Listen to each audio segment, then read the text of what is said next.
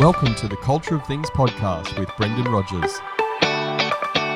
This is a podcast where we talk all things culture, leadership and teamwork across business and sport.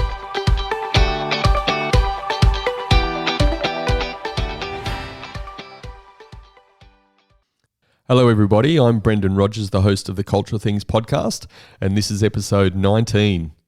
Today I'm speaking with Sam Sooialo. Sam is the owner and director of Profit and Values. His areas of specialty include executive coaching, business change, and cultural transformation, where he specifically focuses on bridging the gap between operations and HR. Sam is also heavily involved in the local community and is currently a non-executive director on the boards of 3 local not-for-profit organisations. His previous roles have included IT Consultancy, Director of Operations for Roland Digital Group based in the UK, and Chief Operating Officer and Deputy Director for Long Service Corporation at NSW Treasury. Sam did what probably a lot of people would love to do. He took a career break over the 2016-2017 financial year and travelled Australia with his family in the 4x4 and caravan. The focus of our conversation today is leading in a world of change. Sam, welcome to the Culture of Things podcast, mate. Thank you, Brendan. Mate, it's been a long time coming. You and I spoke many months ago now in a cafe a while ago, even before I did my first episode, and said, hey, I've got to get you on the podcast. So it's great to have you here. Oh, it's great to be here. Yes, it has been a long time coming. Mate, how about you give us I've given a brief introduction on what you're about. How about you put your own slant on your career journey and where it's brought you today? Well, I guess career-wise, Macca's is probably where it all started. Hello to all the Macca's people out there. When I was doing my undergraduate degree, I was working part-time at McDonald's, and that's actually where I learned a lot of the business processes and production planning and so on that a lot of businesses implement when they're actually making a lot of changes. And I've sort of taken that mindset into my career. But in addition to that, if we're talking about change in particular, you'd have to go back to where I grew up. I guess this is part of my story. I was born in the beautiful Pacific island of Samoa. You know, those kids that run around in bare feet that grew up in a grass hut? That was me. That was my life. And my family migrated to New Zealand when I was 10. So there's a change that I had to adapt to very early on. And so I've enjoyed doing new things and having new experiences. Hence, it's probably the reason that I've gone into this type of career. I want to also ask you, in the introduction I talked about you had this career break back in 2016, 2017. You know, you've got a family, you travel around in the caravan, the 4x4 for 12 months. What was that experience like, and what did that teach you? Oh, it was a fantastic experience. It's probably the best investment that we've made on our family. You know, as I said, I grew up in a very simple life in the islands, and so I wanted my own children to have that perspective. My wife is English, the kids were all born in England, so they're half caste. And I've been fortunate enough in my life and my career that I've had opportunities and I've been able to earn a good living. And so they've been born with a silver spoon in their mouth in comparison to where I grew up. And I wanted them to have a perspective of what it's like to grow up poor without feeling guilty about the fact that, you know, we live in a very privileged world. So it's just having that concept. And us being able to take that trip, it did quite a few things. It allowed me a bit of downtime to rest. I mean, restructuring and doing changes does impact leaders in particular. And I was leading quite a number of restructures, and you know, you're having to deal with a lot of emotions, and it sometimes gets to you as well. So I needed a break, and that was a great opportunity. My wife had also been home with the kids for, I think it was a period of 10 years. We're quite a traditional family, and she's a nurse. So she also wanted to transition back into the workforce. And so again, that was another reason for us to take that particular trip, so that we could make that transition. And the kids too, I think often they're forgotten when couples make that transition between who's going to work, who's staying, or both parents going to work again. And so we wanted everyone to be aware of the changes that we were about to make. And that was the reason really for that trip. And we'd done numerous other trips before that one. We'd taken the kids right throughout Europe. As we said, we lived in England, and we've taken them to India. They're well traveled, and I've seen the benefits of travel and change in their whole mannerism and just the way that they approach life. Nothing's too big. You know, they might get a little bit upset every now and again, but they soon pick themselves up. And I see that as resilience. I think it's a great example of you're not just talking about change, you're living and breathing it. How about you just tell us about what is change, and maybe even share about this dark art of what they term change management? Well, change management, I think it's a really fancy term for helping people to cope with the unknown. I tend to look at it this way. You and I have talked about lenses, and I always refer to things in terms of the lens in which I see the world through. And I guess my lens that I've always had is this concept of faith. And when people talk about faith, or when I've thought about faith, I tend to think of, well, what's the opposite of faith? And when I was a lot younger, I thought that if I doubted things, then my faith was worthless. But in reality, doubt isn't the opposite of faith. Certainty is the opposite of faith. And so it's okay to doubt. And when you're implementing change per se, all you're doing is you're trying to help people come to the realization that it's okay to be a little bit uncomfortable. It's okay to have a little bit of doubt. Yes, there are going to be some fears in terms of losing your job, but it's okay. The world is constantly changing around you. And it's your ability to be able to reframe how you view the world. It's what lens you use, and whatever experiences that you've had in the past, whether they're positive or negative, that's what's going to shape how you see things. And if your view happens to have been negative and you've been through certain changes that haven't benefited you or have caused some sort of trauma, it is possible to relearn that there are positive changes if you change the way that you look at things. So for me, that's what change management is. There are a lot of different approaches and different theories out there that you could read. You could talk about theory E or theory O. I don't know whether you're aware of those concepts. Theory E is, the approach that change is led by economics. I think a lot of people often refer to managers as just all about money and shareholders and so on, as opposed to theory O, which talks about organizations focusing on the capabilities of that organization. So they're two different approaches, and depending on which camp you sit on, whereas I tend to think, well, you actually need a bit of both. And it depends on the environment that you're going into, which approach you lead with, and how you interchange them.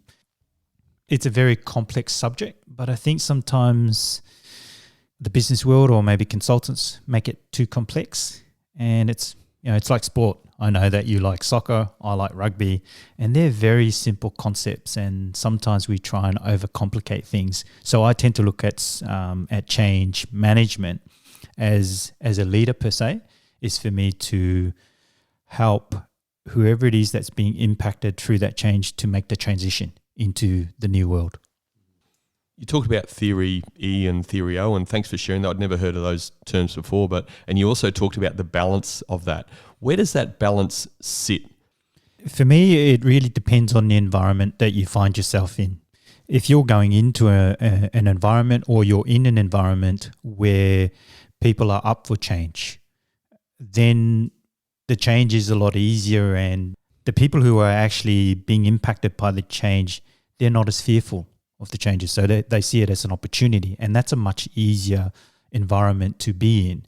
However, if you're in an environment where there hasn't been a lot of changes, or there have been lots of changes, for example, the public service, then they're going to be a lot more fearful in terms of, well, what are these changes? Who is this person? What approach are they going to take? Is my job at risk?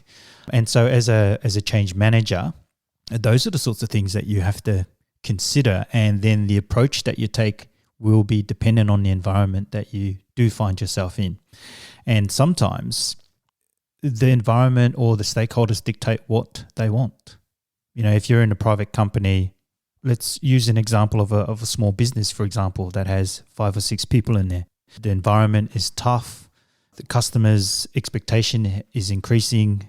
They want lower costs, but they want higher service, and they want you to make those changes very quickly. And of course, there's competition. So you can take theory O and look at your organization's capability and work on that, but how long is that going to take? That usually takes a lot longer to bring people around. Or you could take the other approach and look at it from a purely economic point of view and say, if we don't make this change within 2 months, we're going to be in the crap. So depending on that environment, that's the approach that you have to take. I know that you had Adam on the podcast recently, and he talked about sometimes you have to make a decision and run with it. And as a leader, sometimes you have to do that. It may work out to be the wrong one in the end, but you got to make that decision with that conviction. Let's go into the change management side as far as what's not done well in your experience, because probably outside of another guest I've had a little while ago around meetings, and we all have terrible meetings, or 95% of leaders have terrible meetings. The other thing is that change is not done well. So in your experience, what are some of those things in this change management process that aren't done very well today? Well, see, that's a very interesting question, or comment, in that I'm in the process of writing my next paper. As you know, I write a few articles.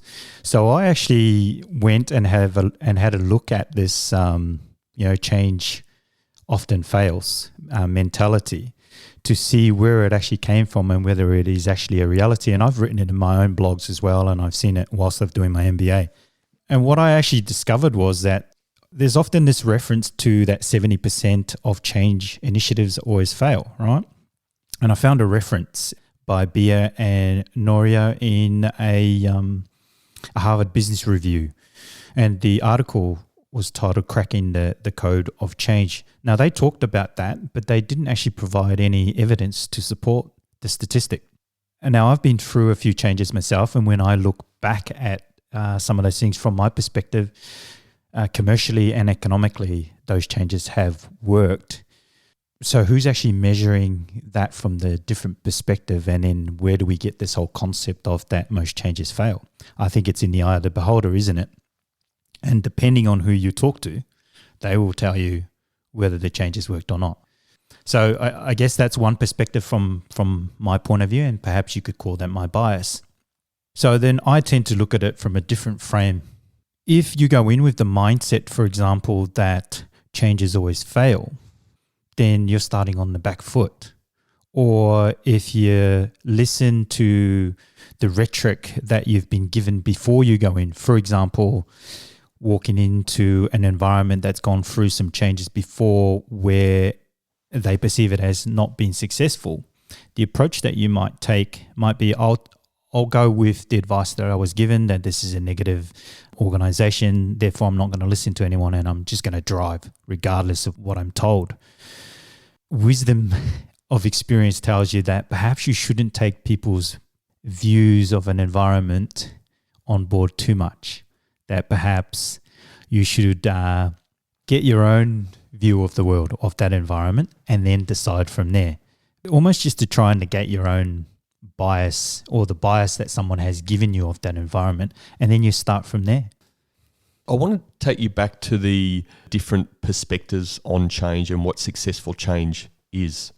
How important is it in this change process and the changes you've been involved in, actually getting that level of clarity at the start of what a successful change process looks like? What are we trying to get from this change? And that question that keeps coming out to me, what does success look like at the end of this process? How important is that? It's very important, and there are two stakeholders in reality when you look at it. There's the business owner or the stakeholder. They want to make sure that their investment, they're getting some return. But there's also the people that are actually delivering the services. They want to make sure that they're being appreciated and so on. So what I've found is what people are actually asking for is some clarity around why those changes are actually being made, and then how that is going to impact them, and then what can they do to actually realign or adjust to that particular change. So in my experience, a strategy or a good strategy is definitely the starting point. Getting someone to actually help with that strategy and a high-level roadmap so that you know which strategic projects you need to work on, and then looking at that from a capacity point of view. If you've got 7 or 8 different things that you need to do, or categorize them into the most important ones first and foremost, and then look at how much capacity have you got to do that. If you've only got the capacity to do 2 and you're doing 6, well, I think we all know what the answer is going to be in terms of trying to do 6. Of course, the project's going to fail, or you're going to do a very bad job. So by focusing on those 2 things to start with, I think as a starting point, getting that clarity is going to help a lot of people make that adjustment in terms of change. Let's go into the people part. We hear this term, coping with change. I don't cope with change very well, or people don't cope with change, or this team's not coping with change very well. When that term's used, and again in your experience, why is it that some people are supposedly seen to cope with change better than others? I think it comes back to previous experiences. As I was, when I started off, I talked about having grown up in the environment that I grew up with. One of the things that I experienced as an immigrant in New Zealand, as a 10, 11, 12-year-old, was racism from other kids who teased my brothers and I about the fact that we didn't speak English and so on. And also in terms of learning at school, it was hard to translate things from English into Samoan, which is my native language, and then translate it back and so on. So it took a lot longer. So a lot of those different experiences have taught me that it is possible to climb whatever mountain you're on. It just takes a bit of time. And I think when people approach change in this day and age, perhaps they've forgotten a lot of the struggles and a lot of the things that they've had to overcome. And change at work is just another one of those changes. And so I go back to this whole statistic of how many projects fail. Perhaps the media, perhaps consultants who are trying to sell that concept of you need better change management gets people into believing that anytime you're going to do a change, it's going to fail. But in reality, you've been through lots of different changes before. And if you've been through those changes and you've come through it, then it is possible to change. And it's just, from my perspective, it's just a matter of reminding people they've got that experience behind them and that they can come through it. Yeah, it's going to be tough in some cases, but if you've conquered something else before, why can't you do this now? It reminds me of an analogy I use just around change, and I don't believe that people struggle with change, and why I don't believe that is something as simple as phones. Most of us have a phone nowadays, and most of us change phones maybe every couple of years, upgrade a phone or whatever. So people are comfortable with that change in today's society. So therefore, why wouldn't they have some sort of comfort with potentially other changes that are happening in their life? When we talk about that phone, that's a device that people are learning to use. But I think a lot of the changes requires them to make a change to their own behavior. So even though they've been asked to use a new system to deliver different services, I think a lot of the times people look, and I do this sometimes as well, I look at it, how does that impact me? How does that impact my livelihood? Am I going to be able to pay my bills? And when we start thinking about that impact on us, it's no longer then about the technology or the process that you're trying to think. It's the limiting beliefs, if you like. It's the what if scenario. It's the Chicken Little thing, the sky is going to fall in, right? And it's about catching yourself doing that and self-talk and just say, hey, look, you've been through these changes before. Technology changes have happened time and time and time again, and you've been okay. So stop telling yourself that this is a problem and start thinking about your own behavior and your own contribution in terms of contributing to that change. What do I need to do to actually get the positives out of this situation? How much does the success of change management, in your experience, depend on the quality of relationships that you have with people in the organisation? I think the quality of relationship is really important, because you, as a change leader, or as somebody who's actually leading that change, the people who sometimes feel like the change is happening to them want to make sure that you've got their best interest at heart, even though sometimes they may forget that the change leader is also impacted by that very change. Ideally, you do want that relationship, and the quality of that relationship will make the change a lot easier. But sometimes, though, it's not always possible to have that total relationship with everyone. You might get that relationship with 80% of the people. There's that 20% that, if we're using the 80-20 rule, that's never going to warm to you regardless of what you do. You could go out of your way to establish that relationship, but they've already formed their views in their own heads as to this change is not good for me. And regardless of whatever approach you take, they're not going to get on board. And so I've learned you've got to be okay with that. Whether your intentions are always pure in terms of trying to help people, there are always going to be people who are never going to agree with you. And I've found that is the hardest thing for a change leader to get used to. Is it is okay that you sometimes have to move on with the rest of the organization and leave some behind. You can't actually get those people to change. And if you look at that as a failure of you being able to establish that relationship, yes, it does eat at you, but you've also got to look at it from the majority of the organization is ready to go, and you've got to go with them. Now, that's then where you require the support from those that are higher up to be able to recognize that sometimes it's not possible for you to take everyone with you. Sometimes you have to get rid of those people, and that if they don't help you to help those people find the environment that's right for them outside of that organization, it's going to slow everything else down. It's going to piss a whole heap of people off that are ready to go. Yeah, so it's a catch-22, isn't it? I think we always strive for perfection, and as someone who's caring, you want to be able to take everyone with you, but it's not always possible. At least my experience has shown me that it's not possible to do that, and you shouldn't beat yourself up about it if you can't take everyone with you. I want to go back to that word resilience that you mentioned. What is it that helps build resilience in people to cope better with change that impact them, or just general change within the organisation? That's an interesting question. As consultants, we come up with all these ideas to help people build their resilience.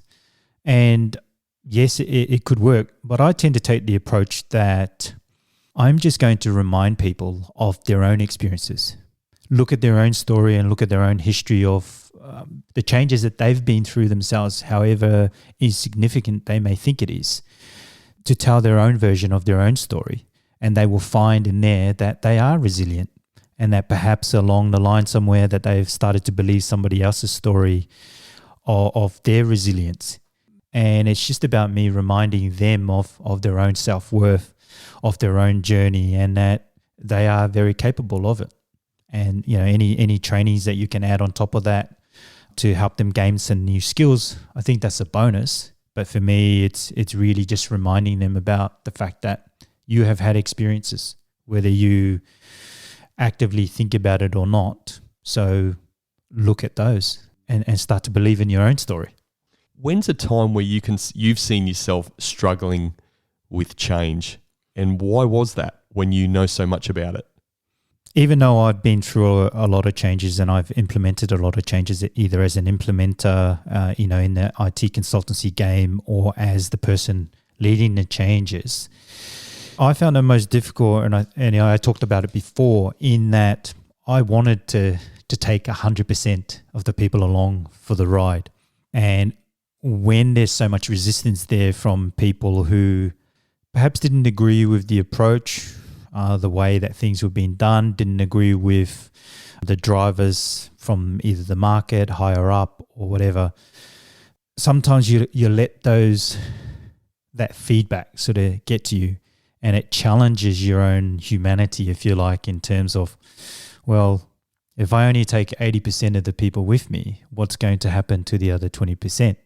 And I think that's where I fell over in terms of that particular change, that rather than just pushing on with the rest of the people who were ready to go, I kind of hung around and waited, and probably waited a bit too long. And then when you're thinking about that, something else comes up. Maybe something's happening at home, something's happening in another organization that you're part of, say on a board that you're dealing with. And all of a sudden you've got multiple things that are happening that start to impact your own mindset. And you start making irrational decisions, or you do what you think is best. And I think that's where it potentially goes wrong. And you've got your own biases as well. So that's why I'm a big believer in going back to your own story. Look at your own successes. Believe in what you're doing. You've had a lot of successes before. And as I say, whether it's you, somebody else that I'm talking to, no one can invalidate your own story. And if you believe in that, then let that be the foundation in which you build everything else on. And be okay with the people who just don't want to come with you, and just move on. When was that moment when you started to feel comfortable that you couldn't take everyone, or it was very difficult to take everyone on the journey? Well, again, I think it's that whole self-reflection aspect of things. And I started to look at my history in terms of where I had come from. And when I do look at my own story, migrating out of a country where a boy didn't speak English, adjusting to racism and those sorts of things that were going on, moving country, a few times, and having to start work, pick up a new job, and so on and so on. And when I look at those things personally, I think to myself, yeah, you know what?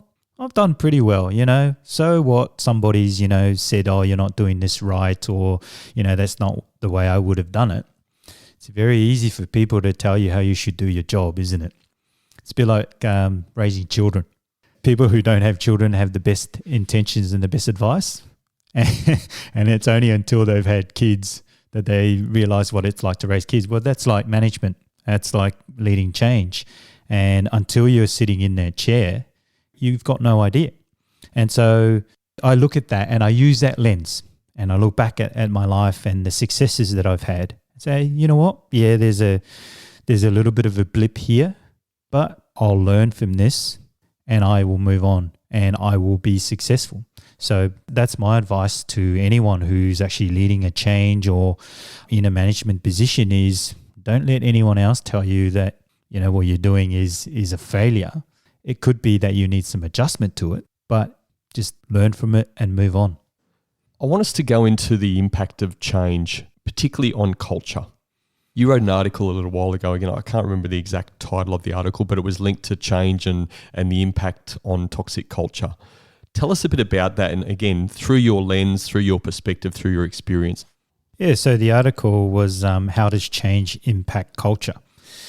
That article was again a reflection piece in terms of the changes that I'd been involved in, and if I could go back and do things all over again, what would I change? So that was a perspective that I wanted to share with anyone else who was going through the same thing or who was about to go into that change. And it was really about acknowledging that a change isn't perfect and it's never going to be perfect. Yes, you should start with a strategy, and you should know strategically what you're going to do and which things you're going to focus on. But the environment is ever changing and you're going to have to adjust. And so, there were three things that I talked about in that article in particular. Bias was definitely one of those. I have my bias, and I'm sure everybody else has their biases. I'm a real doer, even though I'm a real people. I want to take everyone with me in terms of where I'm going. I like to get things done quick. I'm that type A. I know where I'm going, and I'm going to head in that direction, regardless of whether the line is straight or I might have to go up and down in certain places. But I do have to check my bias and then check the bias of everyone else who's involved in that change to understand the gap. And it's that gap that I think is the most important aspect of it. And it's helping, and then going back and helping people that are being impacted by that change to bridge that gap in terms of maybe it's going back and helping them reevaluate their own story as they've come through. Again, the change isn't as insurmountable as you think. You've been through challenges before. We've been through recessions. We're going through COVID. You may have, moved countries. You may have moved schools. Change is all around us, and we've gone through many of these changes time and time again. So if your bias is positive, great. If your bias is negative, maybe it's time to reframe the way that you look at that so that it is positive and it allows you to move forward. That was one aspect of it. The second was that one in terms of the current environment. As I said, you might have the best intentions, but the environment might not allow you to do that. COVID, for example. A lot of organizations aren't in their offices at the moment. A lot of people are working remotely. So the change plan that you might have had in place is now almost obsolete, and you've got to take a different approach.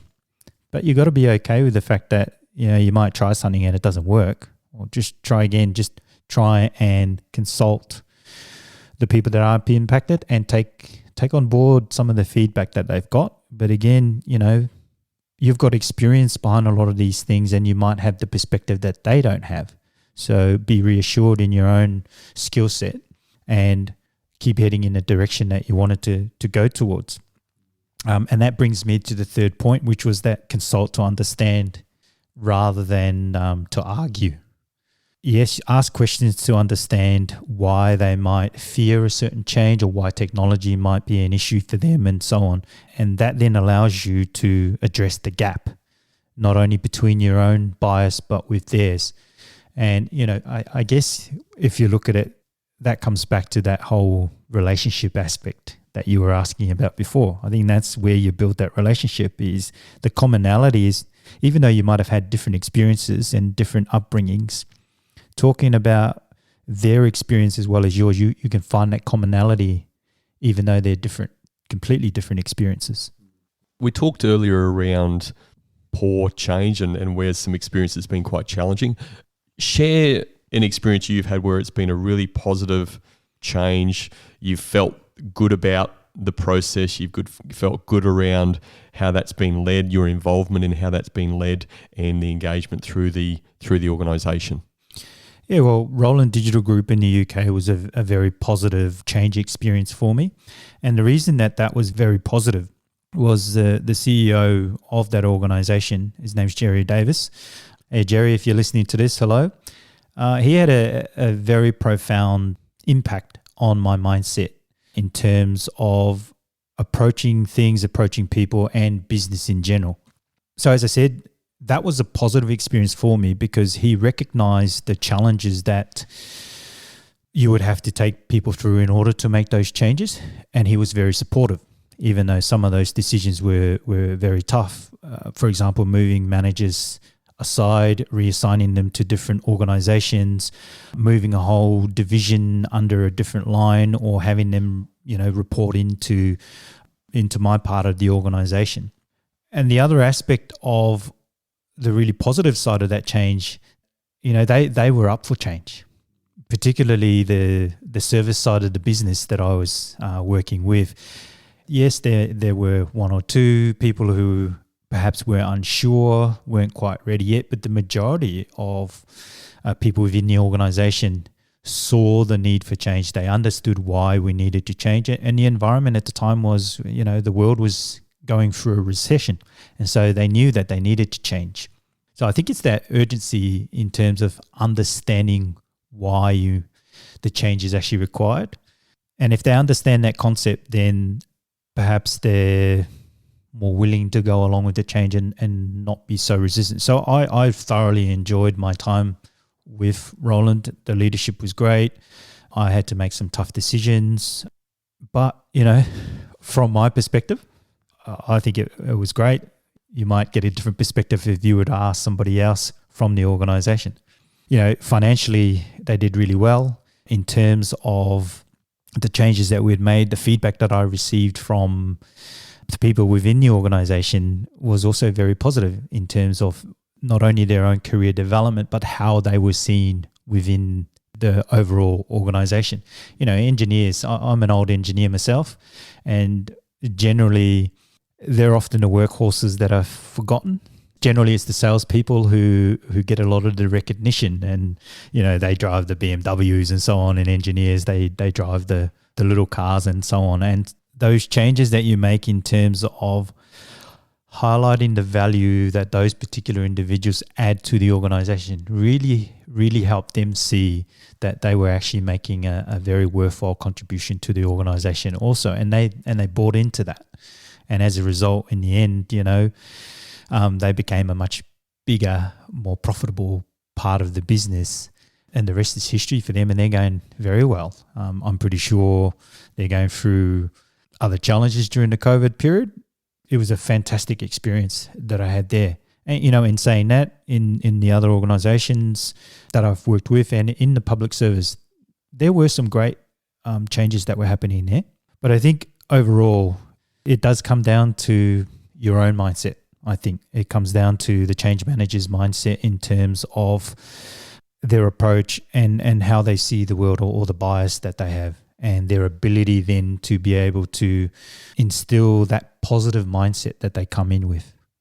Given what you've experienced, and given that we're living in a world of change, what would be that piece of advice that you would give leaders based on your experience that will help them manage change better in the future?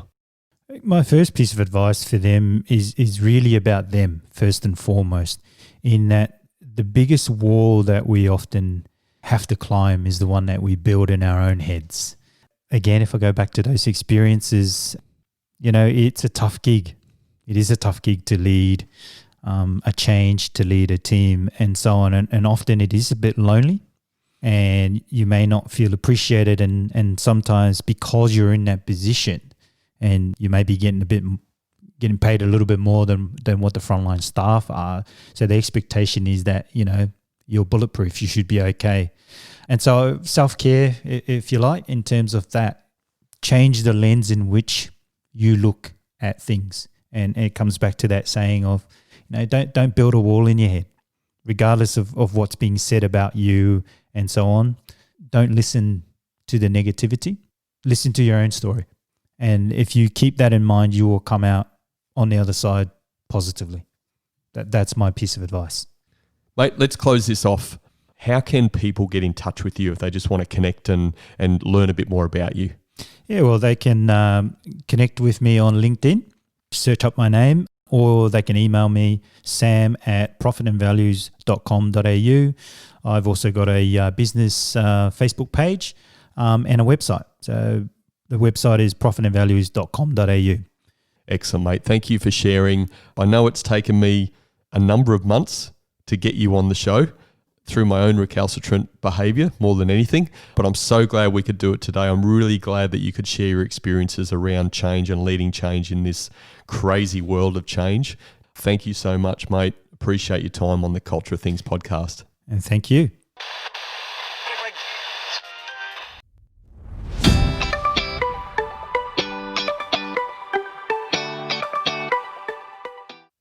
It was a pleasure to finally sit down with Sam and talk about an area he is very passionate about, leading change. As Sam indicated during the interview, he has experienced the highs and lows of leading change, and this at times has had an impact on his well-being.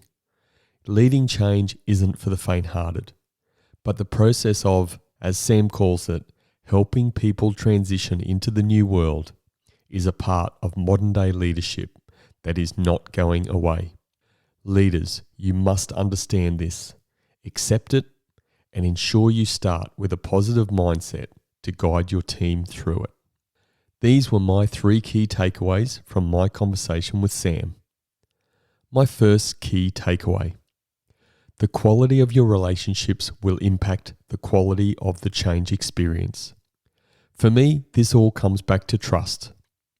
Maybe a reason why people seem to not cope with change is that they don't trust their leaders' intent. If leaders create a high trust environment with their team, open and honest conversations will take place, and people will raise and talk through issues. Trust is the backbone of all things leadership, including leading change. My second key takeaway: a positive mindset leads to a positive change experience. As Sam said, don't build a wall in your head and don't listen to the negativity. We have what seems to be a natural inclination to think worst case scenario when it comes to change. As a leader, you have a responsibility to lead change with a positive mindset. Do this, and there is a greater chance of your team having a positive change experience. My third key takeaway: when leading change, be comfortable leaving some behind. It's an unrealistic expectation that you will bring everyone along for the ride. As a leader, you need to accept that and move along with the majority. Put your valuable time into the 2/3 that are either already on board or who are in the decision-making process of coming on board. Don't spend your valuable time on the complainers. Be comfortable leaving them behind. So in summary, my 3 key takeaways were: the quality of your relationships will impact the quality of the change experience. A positive mindset leads to a positive change experience. When leading change, be comfortable leaving some behind. If you have any questions or feedback about this episode, please feel free to send me a message at brendan@brendanrogers.com.au. Thank you for listening. Stay safe. Until next time. Thank you for listening to the Culture of Things podcast with Brendan Rogers. Please visit brendanrogers.com.au to access the show notes. If you love the Culture of Things podcast, please subscribe, rate and give a review on Apple Podcasts. And remember, a healthy culture is your competitive advantage.